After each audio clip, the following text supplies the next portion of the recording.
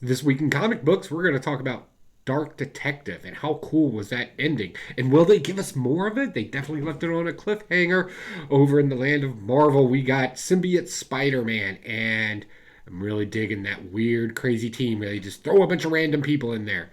Also, in the land of indies, we're going to talk about the noble lie, because that seems to be a very popular trope to be telling a story based around it. So we're going to kind of break that down in some of the comic books that are using it. We're going to break it down right after that intro. Hit it.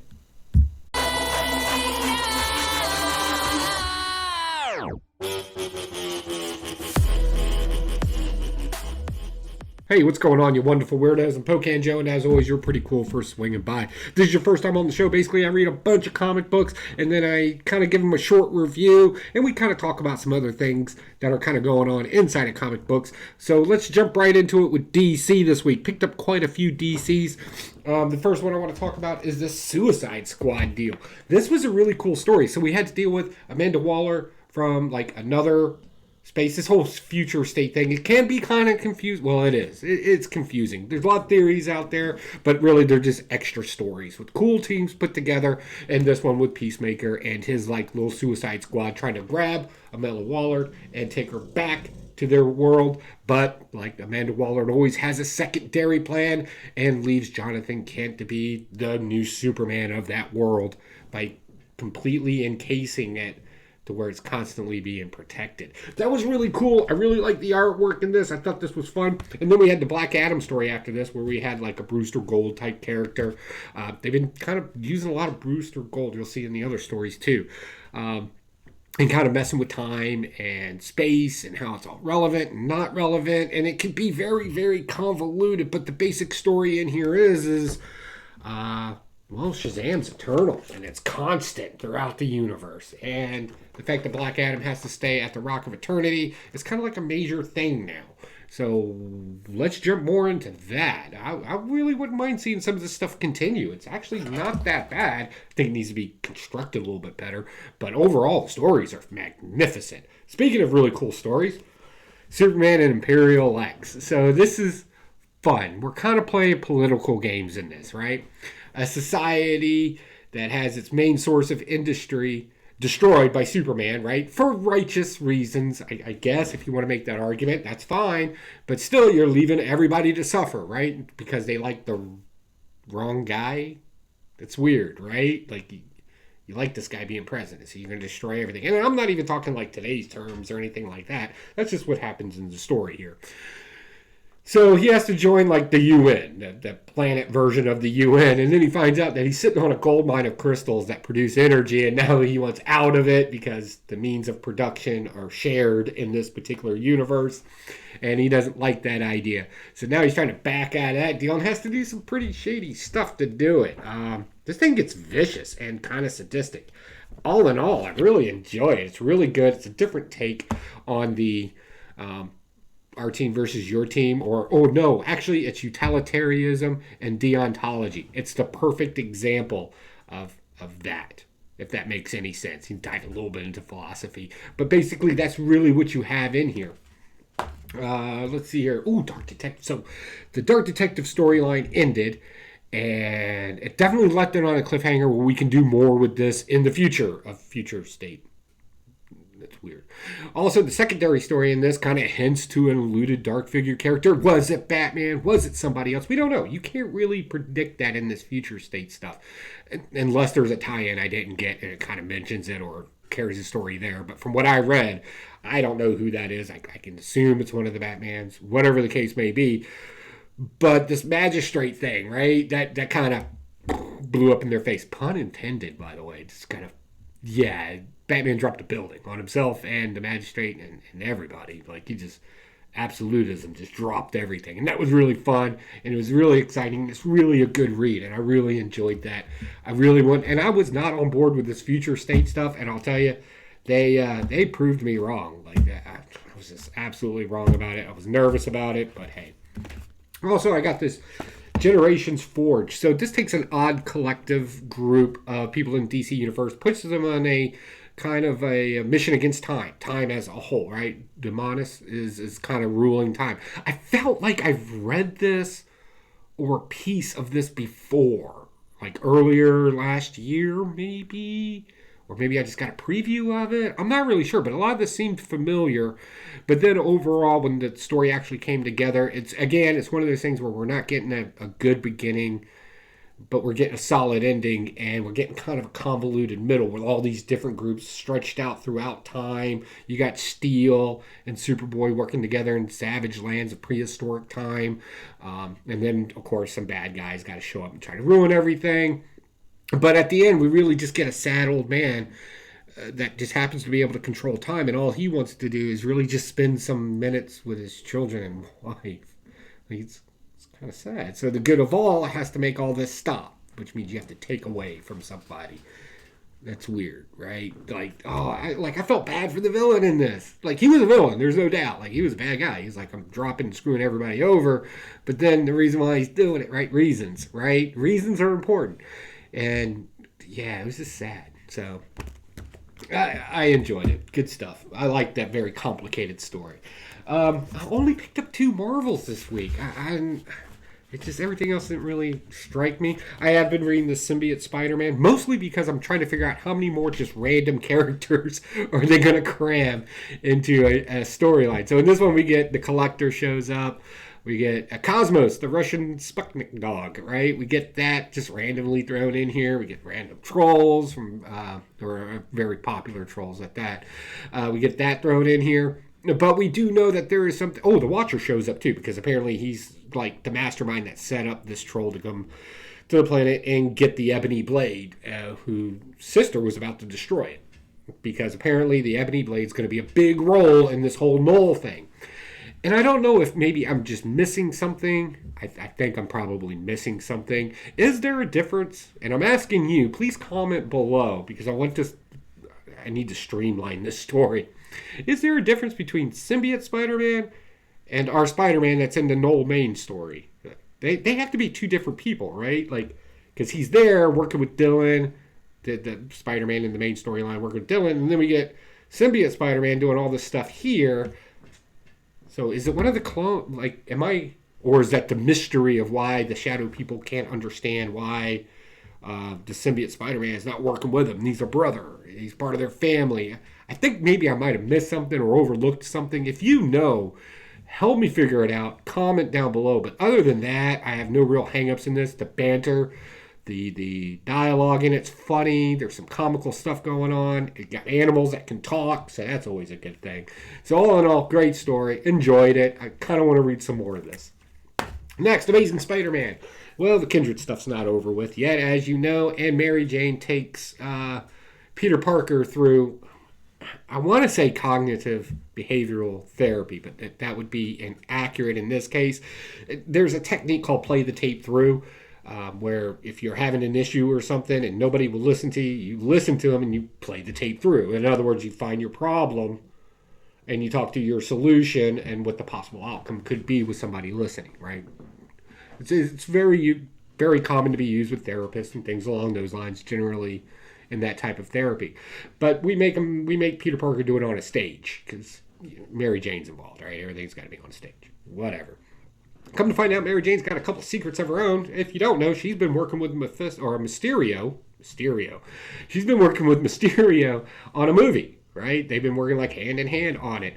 And have we told Peter Parker about that yet? Well, no, right? No.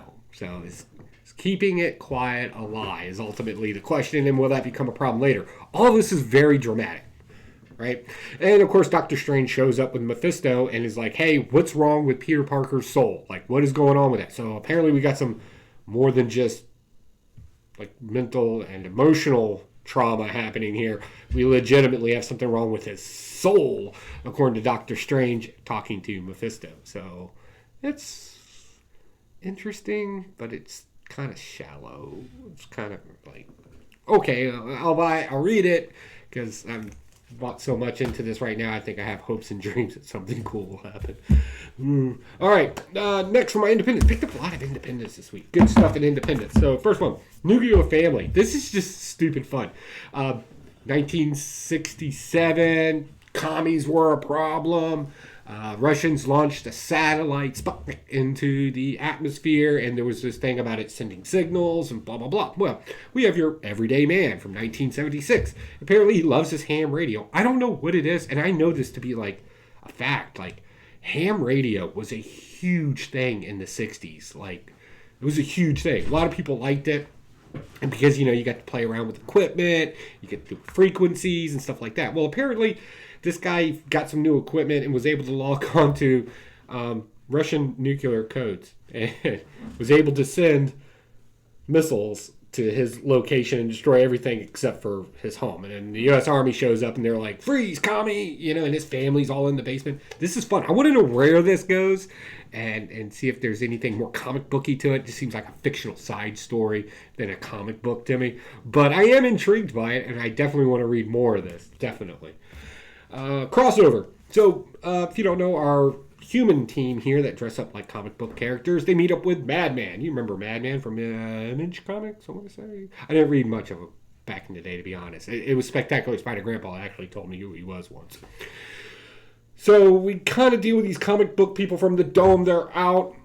And everybody's kind of primary mission right now is to get Ava, the comic book child character, back to the Dome in front of her parents, even though they worked so hard to get her out of it. I'm a little lost on that, right? Donny Cates is kind of muddying the waters here a little bit in his storytelling, but I'm okay with that because it self-narrates itself. So in other words, the guy's like, but we don't need to talk about that right now. Here's where we're really at. And then you're back in the magical van that's ultimately rooms. And they have to go get a particular item because you need a MacGuffin in this kind of story. And the MacGuffin is this sword. And the sword is called, and I really wish I had the page planted. I'm going to go ahead with Volafox. Now, I'm assuming that this is some sort of comic book reference to this particular item. I don't know it. If you know, let me know. Like, is this a comic book itself, or is it in a comic book? Where do I find this thing in comic book lore? If you know, please let me know, because I couldn't find it anywhere. Anyway, apparently this sword can talk to people, and apparently it's kind of a douchebag, especially the children. That was kind of funny. All right. Moving on. What I said earlier, what is a noble lie and why are noble lies told? So noble lies are something that you tell a group of people because the truth is just, one, it's unrealistic, and two, you need people to follow some sort of order or structure in order for the greater good to happen. That's the whole point of a noble lie.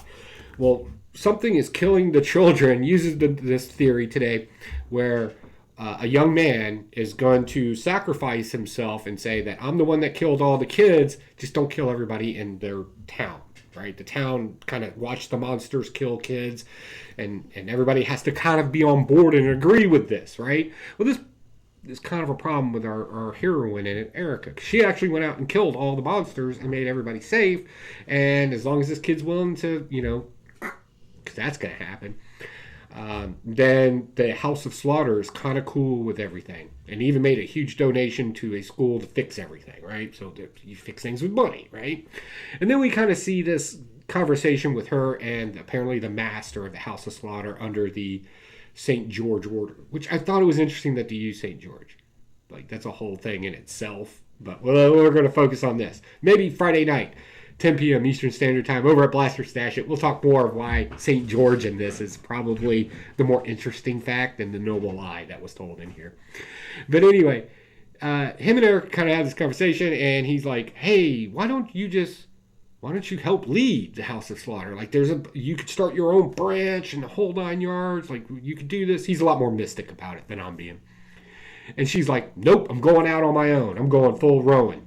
That's what she does. The Rowan concept, the lone warrior out by themselves. She's going to go do that and dared him that if you guys get in my way, I'm dropping all these bodies. So that was really cool.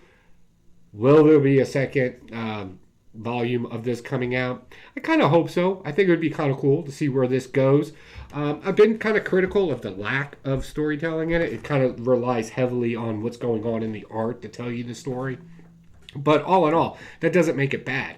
I actually enjoyed this, and this was just a fun read.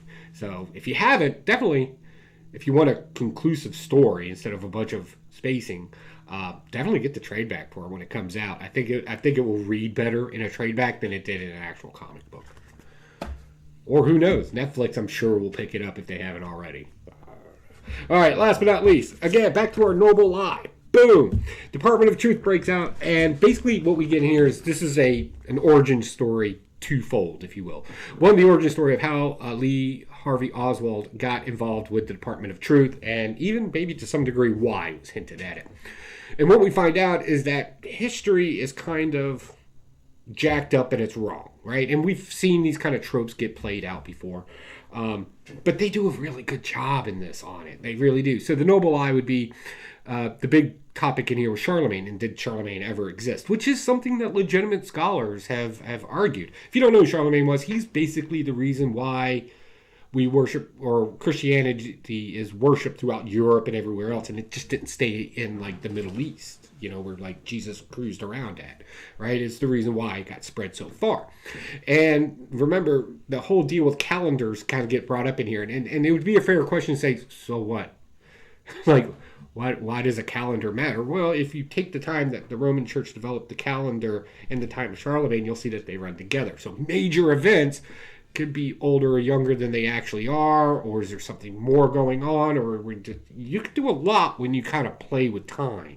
So the noble lie in here is create Charlemagne as a fictional, or as a real character when he's actually fictional, and do his exploits, run it through the monasteries that we've set up as Christians all up and down Europe and everywhere else, and then let it feed out that way, so the Pope and the Vatican and all that could really rule the world is what they're hinting at in here. But whatever. All in all, it's still really good. It's kind of conspiracy theory, but that's the whole point of Department of Truth. This issue did throw me off, though, because the artwork in this is very different than what we've seen in the other ones. It's not that sketchy type stuff. And it almost read like a different book. It really did. If you didn't read the other issues, you're like, oh, look, that's a completely different book. To me, it was. We did see Our Lady in Red with the X'd eyes. Still don't quite understand what her role in all this is, or if she even has a role, or if she's just a manifestation of something. I hope to find out. All right, guys, that's my haul this week. What did you think of the books I got? What did you get? And more importantly, what did you think of it? Definitely share. Also, this Saturday, my rollout for the Kniffy project is completed. I'm finishing up the last of the editing. I've already set the premiere for it, so we'll be getting that out. And you can watch that this Saturday. That will be released. And don't forget, Friday night, 10 p.m. Eastern Standard Time, right here on the YouTubes. Don't forget, Blaster or Stash It, myself, Huey, and Spectacular Spider Grandpa. We're going to sit around. We're going to chit-chat comic books. We want you there because we got a live chat. You ask questions, discuss things with us. We're happy to hear it. All right, guys, I got nothing else. I'm out of here. You guys take it easy. Bye.